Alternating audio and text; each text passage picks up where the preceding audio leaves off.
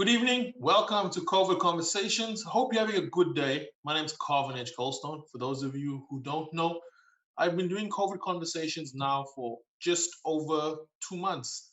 And it's been an interesting journey following the trajectory and the movement of this virus, not just through our people and populations, but also in our health space and how it's changed how we see so many things.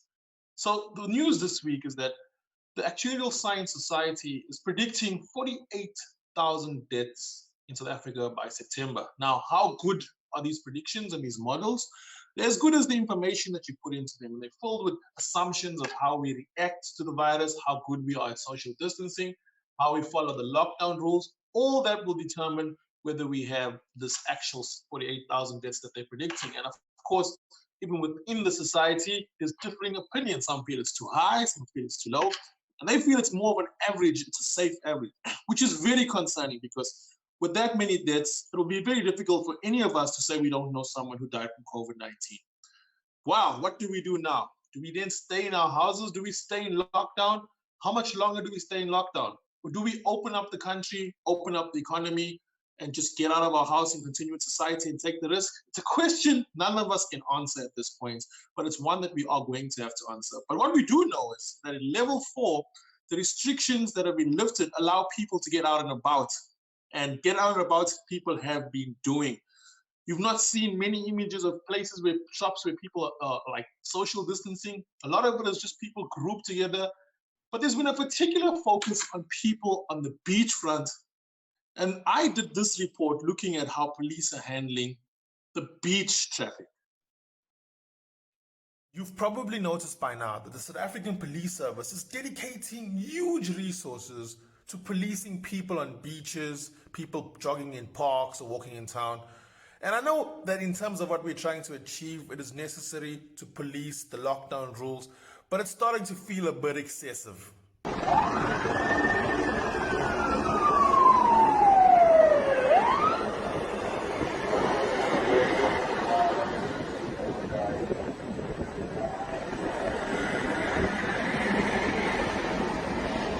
Now, another concern I have here is that people have figured out that the only way to get out and do stuff is to be active. So whether you are visiting or whether you are just taking a walk, as long as you stay moving, it seems like there's nothing the police can do to you. Or can they? We're standing around here. Yeah, I've just been exercising, doing my paddling. Now I'm having a rest. And I'm packing up. Thank you. The only thing this guy did wrong was that he was not convincing enough with that paddle stroke. I think a good paddle stroke and you would have gone home. Instead, this is what happened to him. We have to get you off the beach. Are you exercising? Are you exercising? You are being arrested, but you have a management. People move on, move on. I'll pack it up here. Here's my bag.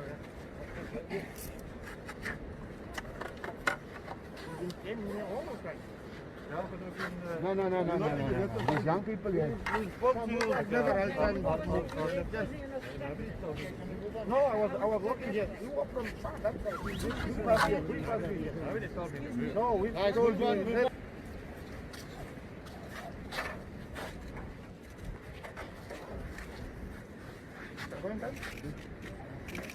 So as a country, most of us are kind of divided in this moment about what should have happened here. Is he wrong? Is he right? Does he have a right? Do the police have a right? Have they acted in good faith with what we need to achieve?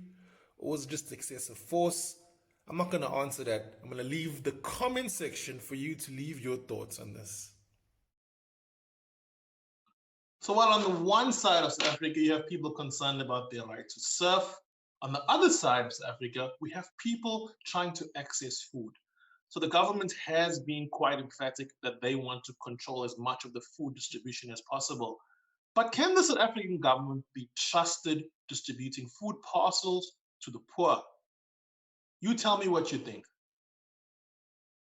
So one of the biggest scandals of this pandemic in South Africa is being food. COVID relief food. Has it got to the people it's intended to get to? Or is it being stolen and resold? And can we prove this? I'm going to try to do that right now. Community, it's a food parcels. It's free. It's free. It's coming from the government. So it's a theft to have this thing on your hands. So you're supposed to go to the jumbo to ask. No, but you are selling this. You must deal with jumbo. You have the one Okay. to be accountable for it. Not for free for you, okay? We buy it from the company there. So what we must do? My friend, my man, listen.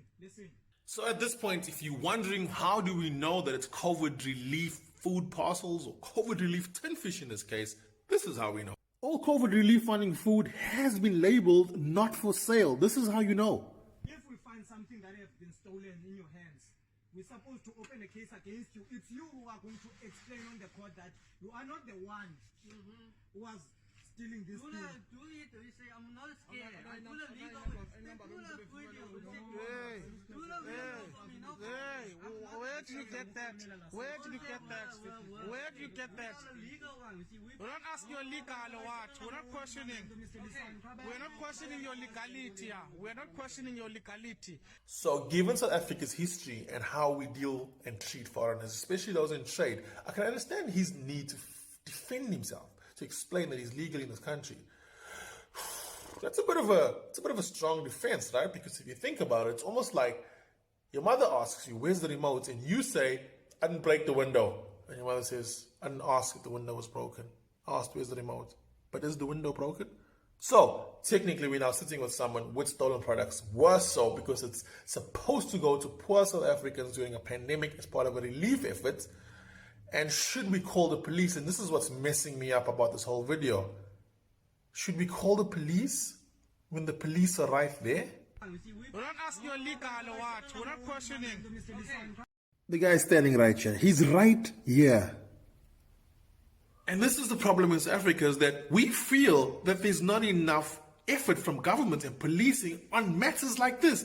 Yes, they'll lock you up, they'll stop you from jogging, stopping from queuing in a queue when you need to queue. But in a matter like this, there's a policeman standing right here and he's not taking immediate action in the situation. And this is the problem. There's also a feeling that people in government positions are in part responsible for this problem. Imagine, there's an accusation that government officials are the ones who are selling the stuff. That would be impossible to prove.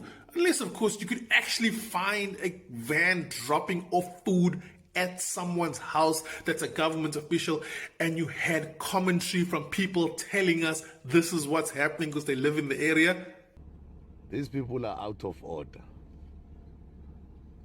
They're taking food that is meant for the people, for themselves and their comrades. I'm here live at Extension 9 in Papatron, Ward 44. Even mainstream news reporters don't give you location that accurately to the ward and where they are. These guys are legit. There's a truck of loading food parcels that is meant for the poor. And it is not his people. It's the people from EPWP. And it is clear. These are food parcels meant for the poor.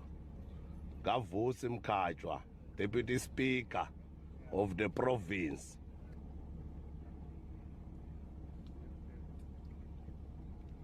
We are reporting live. Captured. Now, I know I'm recording this video in a satirical way because it's what I do, but this, if true, is not funny. If there's anything in this country that we need to fix urgently, it's the food situation. Getting food to people who need it most should be our #1 priority. Anyway, to move on in our conversation, I work in the cruise industry from time to time, and it's one of those things I do usually around the end of the year. It's a big pastime of many South Africans, newly discovered by a lot of the population, and something people have enjoyed. It's also one of the industries that's been hardest hit by the pandemic. And with me to discuss this, I have Stephen Kluti. Stephen is he's been in the industry for more than 20 years, and he's been a cruise director for at least 15 to 17 of those years. He knows this industry like no other person in South Africa. Stephen, let's maybe just start by, have you ever seen anything similar to what we're seeing right now affect the cruise industry the way this pandemic has? No. I don't think anybody has. What has affected the entertainment and the cruise industry in general is like nothing that has preceded us. A lot of people predicted a burst of the cruising bubble because it has been expanding dramatically over the last couple of years, but nobody sought anything like a virus taking the world down, let alone the cruise industry. So you've worked in the cruise industry in South Africa and in the US, across the world. What's been the response of the cruise industry to the situation? Is there a feeling that this might be the end, or is there a way back? Is there a feeling that it'll take us some time, but eventually we will get back? I think that at the beginning stages of this pandemic, the cruise industry was an easy target. A lot of people ended up getting the virus on a very few number of cruise ships, but it was very media worthy. It caused a lot of excitement. It was something that reporters could get their teeth stuck into. And I think that filtered through, although cruise ships aren't much in the news these days. But I think it was just easy pickings at the beginning. And now when the virus moved off the cruise ships and actually entered into real life and real society, it became a world problem, not just a cruise ship problem. But looking forward, I think we've got a very serious challenge ahead of us to get this back to any level of where it used to be. So if we look at the cruise industry, it's been growing consistently, and it's got a lot of faithful people, or loyal people rather, who come every year, year after year. Do you think this loyal base will eventually come back with time as the pandemic kind of passes us based on their previous loyalty? Yes, I think people that are loyal to any industry, whether it's cruising or theatre or your favorite restaurant, I think they will continue to be loyal. Whether they can be loyal based on financial issues is another question. People might want to cruise, but can they afford to cruise going forward? I think this is going to affect people financially, and unfortunately, the leisure industry, of which the cruise industry is part of, is going to be affected by people not necessarily being able to afford a cruise vacation in the near future. I think that's certainly one of the factors. But yes, Carvin, you're quite right. In the last 10 years, the cruise industry has continued to grow. In fact, it was the fastest growing tourism sector in the world, not only in South Africa, but in the global market completely. And a lot of cruise lines were expanding their fleets, building new ships, bigger ships, better ships for future markets. Whether those future markets still exist, it's unknown. So I think a lot of people will be loyal to the cruise line of their choice, but that's not the only form of business. That forms maybe 20 to 35, possibly % of cruise ship business. A lot of cruise ship business is also about recruiting in first-time cruisers, and I think that is going to be a struggle. One of the issues here is employment, with so many people being employed by the cruise industry, you and me also. What does this do to the job market? I know lots of young people who are met on ships, working on ships, who came from poor communities and found a way to kind of push themselves forward quite quickly, because you're earning dollars or you're earning euros. There's going to be a big hole in the employment market with cruise ships not being active at the moment. Very much so. I think for the most part, where possible, cruise ship companies have been able to send their employees back home. Of course, cruise ships and all ships in general still need to have skeleton crew on board, so there are still significant numbers of people on board that haven't been able to be repatriated, potentially because of travel restrictions.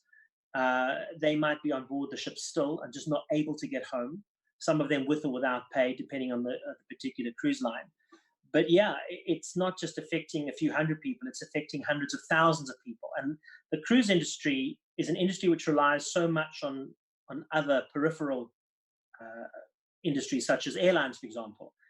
If there's a million passengers cruising every week, they've actually got to get to the port. They've got to fly there. There's no flights at the moment. So that's one of the big problems.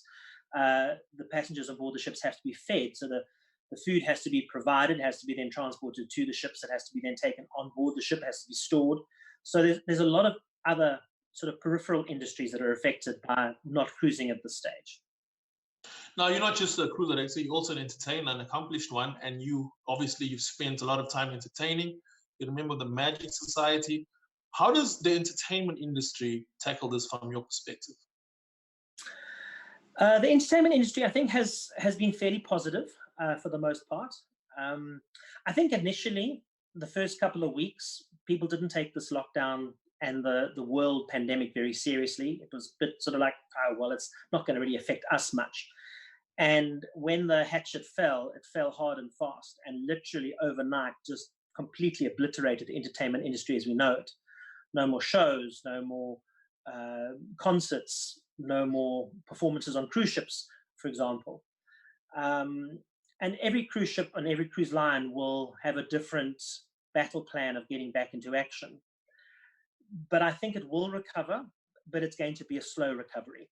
If a guest cruises on a ship, they expect entertainment. The problem is that the entertainment shows that cruise ships put on are very lavish, huge productions, which require literally months of rehearsals. So I think when cruise ships start to ramp up, you're not going to get all of these big, lavish, Vegas-style production shows. We're actually going to be seeing a lot more one-man shows like yourself, Carvin, comedians, magicians, ventriloquists, people that can just put a suitcase together, get onto a cruise ship and perform to 1,000, 2,000 people in the theater without any problem. I think we're going to see a lot of that in the future. I think right now, a lot of entertainers are turning to social media to either vent their frustrations or enhance their creative spirits. We're having a lot of online lectures, presentations, snippets, shows, comedy bits, talk shows like this one. And I think that's kind of how they're keeping going. But I don't think we're going to see the end of this for quite some time. Thanks, Stephen. Stephen is also an author. I'm not sure if you have a copy of your book Scam nearby. If you could just show it to us on screen if it's anywhere nearby. I do, because even though I wrote it, actually sometimes do refer to it when I'm writing online articles and stuff. But yeah, there we go. It's one of the books. That's a copy of Stephen's book Scam. We are going to have Stephen back on the show, and he's written this book to talk about the psychology of scams, different types of scams. And I want Stephen to maybe, especially in a time like this when there's so much information, how do you know if the information is real or not?